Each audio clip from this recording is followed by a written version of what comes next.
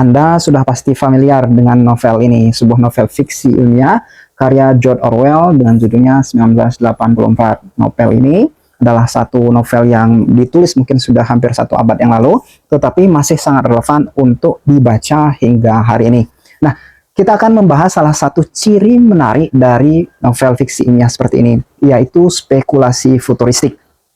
Spekulasi futuristik itu dapat kita terjemahkan secara sederhana sebagai upaya penulis untuk mengeksplorasi ide, gagasan, dan kemungkinan-kemungkinan di masa depan berdasarkan ilmu pengetahuan atau sains sebagai titik tolaknya pada hari ini.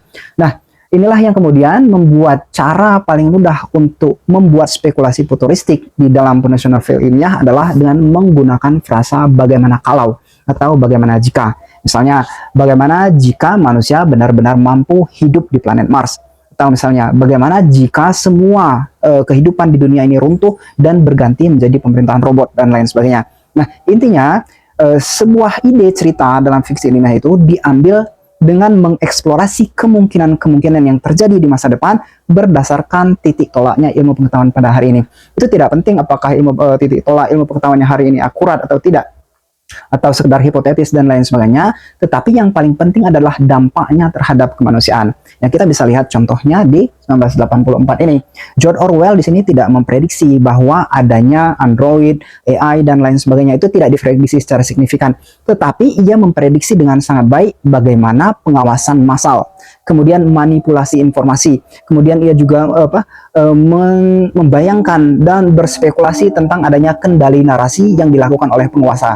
Dan hari ini, apa yang menjadi spekulasi daripada George Orwell di dalam novel ini masih sangat relevan dalam kehidupan kita. Kita melihat sendiri, media sosial, pengawasan massa, dan lain sebagainya, itu tetap terjadi, benar-benar terjadi pada hari ini. Sesuatu yang satu abad yang lalu diprediksi oleh George Orwell dalam 1984 ini.